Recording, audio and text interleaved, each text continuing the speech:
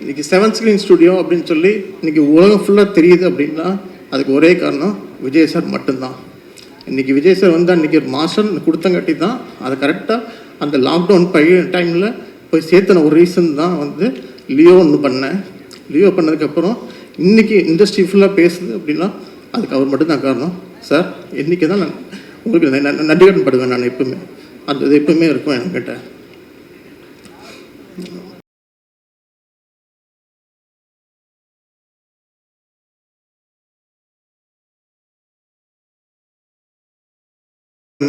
கேட்டேன் நான், ஆனால் இந்த மாதிரி ஈவெண்ட் வச்சுருக்கேன் நீங்கள் வரணுன்னு. நான் வராமையே நீ ஈவெண்ட் நடத்துவேன்னு கேட்டார். கண்டிப்பாக வந்துன்னு சொன்னேன். இன்றைக்கி அண்ணா வந்துட்டார். இந்த ஈவெண்ட்டுக்கோசரம் மட்டும்தான் வந்திருக்காரு, என்னால் தெரியும். ரொம்ப நன்றிண்ணே.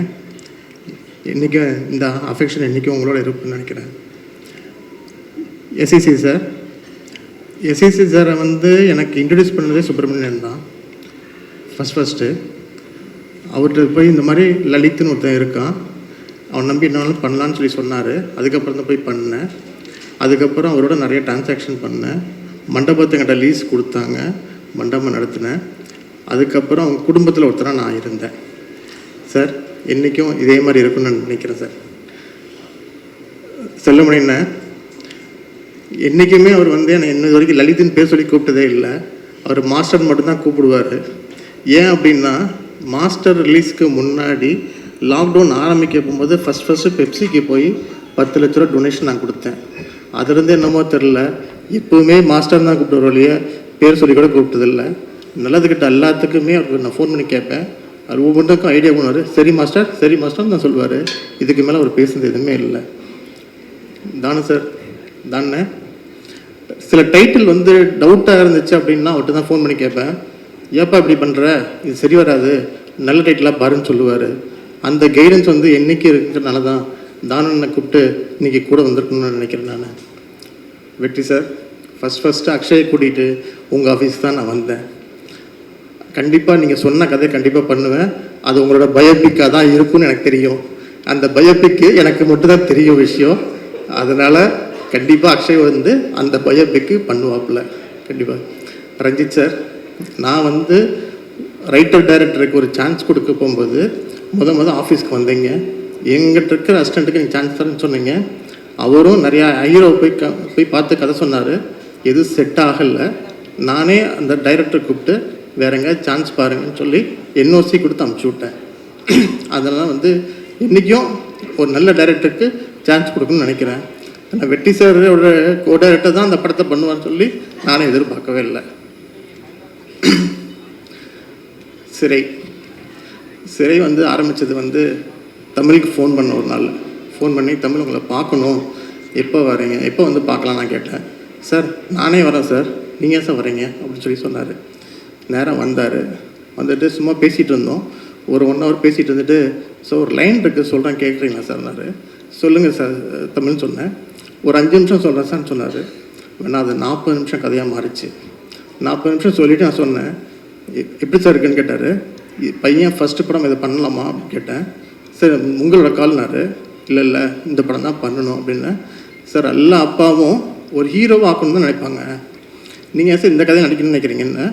நான் வெற்றி சாரோட படம் நிறைய பார்த்துருக்கேன். அந்த மாதிரி பண்ணணும். கார்த்திக் சார் எப்படி வந்து பருத்திவரில் பண்ணாரோ அந்த மாதிரி பையனை கொண்டு வரணும்னு நினைக்கிறேன் நான் அப்படின்னு. ஸோ உண்மையாலும் நீ சொல்கிறீங்களான்னு கேட்டார். ஆமாம் தமிழ் அப்படி தான் வரணும்னு நினைக்கிறேன் அப்படின்னு. தமிழ் உடனே முடிவு பண்ணி கதையை ஃபைனல் பண்ணணும். யார் டைரக்டர் போடலான்னு சொல்ல போகும்போது தமிழ் வந்து என்னால் பண்ண முடியாது, நான் வந்து இன்னொரு கம்பெனியில் பண்ண வேண்டியது இருக்குது அப்படின்போது அப்போ தான் வந்து செலக்ட் பண்ணது சுரேஷ் உள்ளே வந்தார். அதுக்கப்புறம் வெட்டி சட்டை சொன்னோம், சுரேஷ் வச்சு பண்ணலாமான்னு சொல்லி கேட்டோம். பண்ணுங்க அப்படின்னு சொன்னார். அதுக்கப்புறம் தான் சுரேஷ் உள்ளே வந்தார். இதுக்கப்புறம் ஹீரோ யார் போகலான்னு சொல்லும்போது தமிழ் ஒரே ஆப்ஷன் விக்ரம் சார் மட்டும்தான், விக்ரம் பிரபு மட்டும்தான் பண்ண முடியும் அப்படின்னு தான் வந்து ஆரம்பித்த படம் தான் இந்த படம். ஒவ்வொன்றும் செட்டில் ஆகும்போது எடிட் அப்படின்னு போகும்போது நோ டவுட்டு ஃபிலோ மட்டும்தான்.